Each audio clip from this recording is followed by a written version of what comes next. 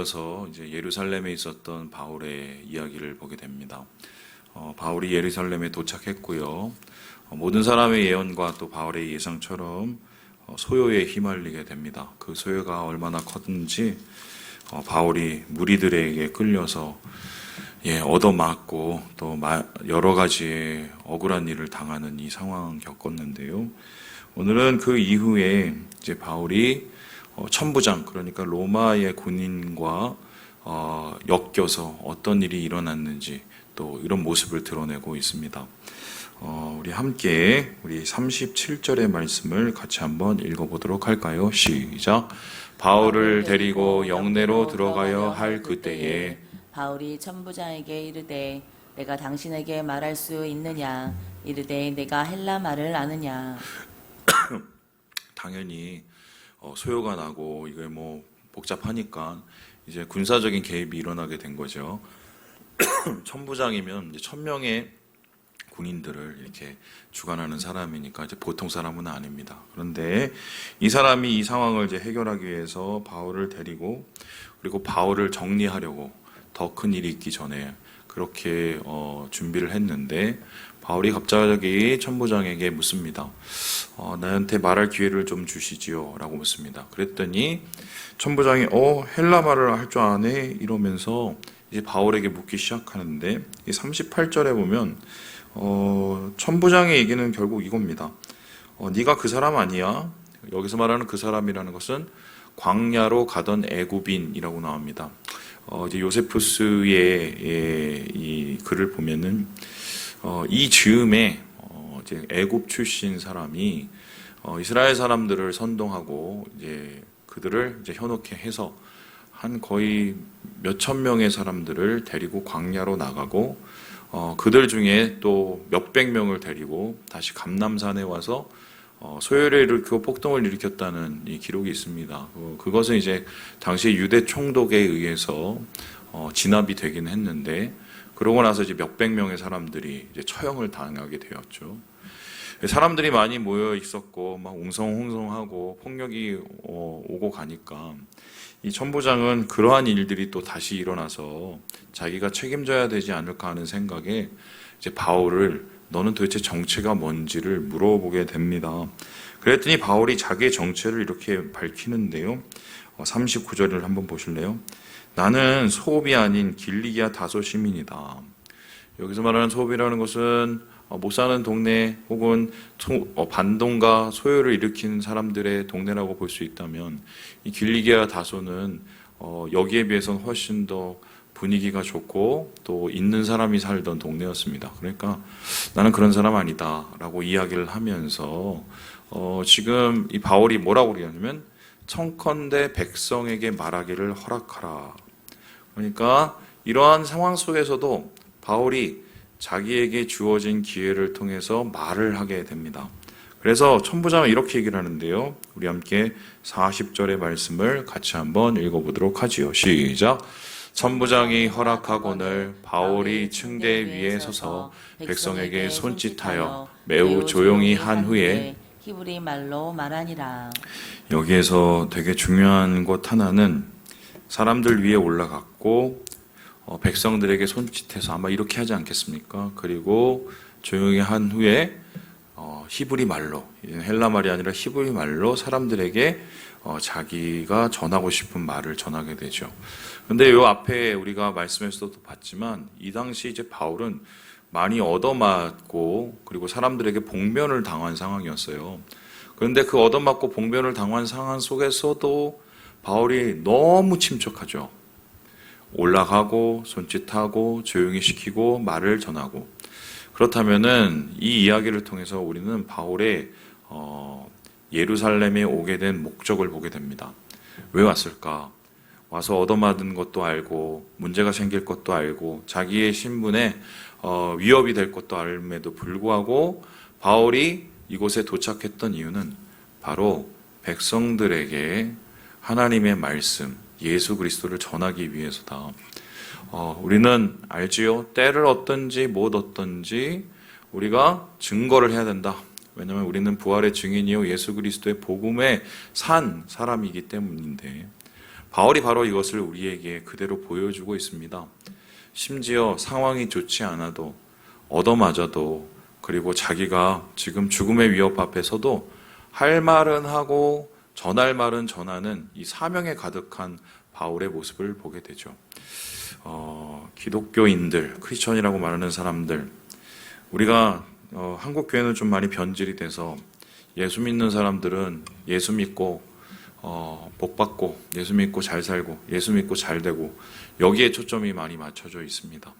물론 예수 믿고 복 받고 잘 되고 천당 가고 이것도 중요하지만, 그렇게 따지기 시작하면 우리가 예수 믿고 바로 천국 가면 되지 왜 이 세상을 살겠어요?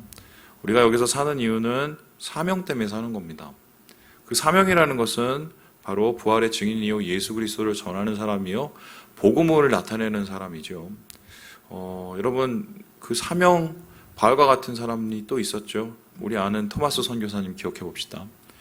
대동강에 제너럴 셔먼호 타고 왔었을 때, 그 당시에 이제 대동강에 있었던 여러 포졸들 혹은 군사들과 함께 무력적인 충돌이 있지 않습니까? 그분은 사실 뭐 전혀 생각도 없이 조선이라는 전혀 잘 알지도 못한 나라에 복음 전하려고 성경 하나 들고 왔는데, 그런 일을 겪게 되면서 배에 불이 났죠. 그리고 헤엄쳐서 이제 강변에 도착했었을 때 사람들이 그를 향해서 달려들고 죽이려고 하고 창을 들고 그를 찌르려고 했었을 때 우리 토마스 선교사님 어떻게 하셨습니까? 여러분 아시죠?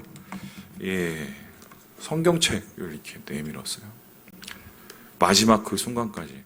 그러니까 토마스 선교사님은 한국에 와서 하신 일이 도착하자마자 불나서 배에서 내려와서 성경 전한 게 다입니다. 그런데 그 성경 전한 것을 통해서 어떤 일이 일어납니까? 바로 그 성경을 받아든 사람, 그 사람이 바로 예수 믿는 사람이 돼버렸다는 거, 그리고 그 사람 집이 바로 교회가 돼버렸다는 거. 여러분 제가 몇 번이라도 말씀드린 그 말씀이죠. 때를 얻든지 못 얻든지 우리에게는 사명이 있습니다. 사명을 우리가 가지고 살면 어느 곳에서도 담대할 수 있어요. 흔들릴 수 있지만 절대로 우리가 무너지진 않습니다. 하지만 믿는 사람이 사명을 잃어버리게 되면 우리가 정말 힘없는 존재, 능력 없는 존재가 돼버릴 수 있어요. 왜요? 왜 사는지, 왜 이 땅 속에 있는지를 잊어버리게 되는 것입니다. 그래서 바울은 이러한 가장 힘든 상황 속에서도 복음을 전하는, 때를 얻든지 못 얻든지 복음을 전하는 증인의 삶을 살았다. 우리에게 그것을 보여주고 있습니다. 두 번째로 저는 이 말씀 보면서 이제 바울이 준비한 자신의 이야기를 합니다. 그 이야기가 어떤 것이냐면은 이렇게 시작되는데요. 3절에 보면요. 나는 유대인이다. 다수에서 태어났다. 나는 가말리엘의 문화에서 났다. 율법 교육을 받았다. 라고 얘기를 합니다. 이 얘기를 꺼낸 이유는 지금 자기를 죽이려고 하는 사람들이 대부분 유대교 율법 신봉주의자들이었기 때문인데, 나도 당신들과 똑같은 사람이라고 이 얘기를 하지요. 그리고 심지어는 4절에 보니까 이 돌을 박해하여서, 그러니까 이 돌하는 건 예수죠. 예수 믿는 사람 박해해서 내가 죽이고 결박하고 옥에 가뒀던 사람이다 라고 얘기합니다. 그런데 그랬던 내가 어떻게 변하게 되었느냐. 6절에 보니 다메섹 가는 길에 일어났던 일, 예수를 만났던 일이 일어나고요. 그때 7절에 보니 사울이 땅에 엎드러졌고 예수님의 소리를 듣고, 가장 중요한 말씀이 이거 아니겠습니까? 우리 8절의 말씀을 같이 한번 읽어보도록 하겠습니다. 시작. 내가 대답하되 주님 누구시니까 하니 이르시되 나는 내가 박해하는 나사렛 예수라 하시더라. 예수님을 만난 거죠. 예수님을. 그가 전한 것은 복음인데, 그의 복음이 강력할 수 있었던 이유는 그냥 남에게 들은 복음이 아니라 자기가 직접 경험한 예수, 자기가 직접 경험한 구원, 자기가 직접 경험한 복음이었기 때문입니다. 그렇다면 우리가 다시 한번 우리를 돌아봐야 됩니다. 여러분 아시겠지만 전도하기 쉽지가 않습니다. 요즘에 나가서 오늘도 뭐 노방전도 하시겠지만 받아주면 땡큐예요. 아니면 힘들어요. 그리고 예수 믿는 사람 하면 눈에 색안경 끼고 쳐다보는 사람들도 있습니다. 심지어는 욕하고 지나가는 사람들도 있습니다. 요즘 그런 시대예요. 근데 이런 상황 속에서도 교인들이 늘어나고 그래도 예수 믿는 사람들이 있거든요. 왜 그럴까 생각을 해보면 요즘은 특별히 이 복음을 전하고 예수 믿는 사람이 이 구원을 받게 되는 경위가 한쪽으로 좀 몰려요. 어떻게 보면은 관계 전도입니다.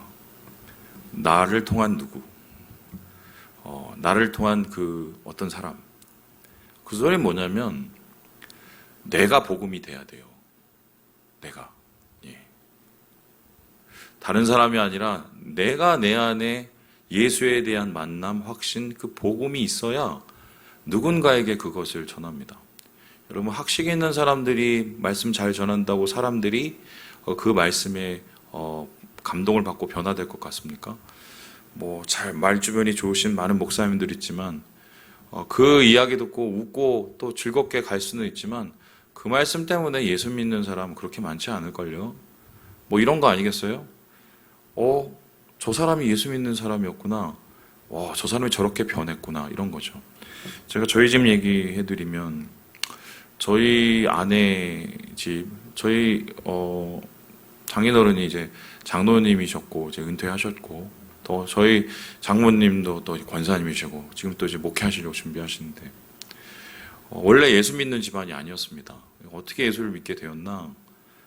제가 물어봤더니 저희 아내가 중학교 때였다고 제가 얘기 들었는데 어머님이 이제 되게 힘들어 하셨는데 장모님이 어떤 계기를 통해서 이제 교회를 소개받고 거기에 가서 평안을 누리고 삶이 변하고 삶의 안정을 이제 얻게 됐어요.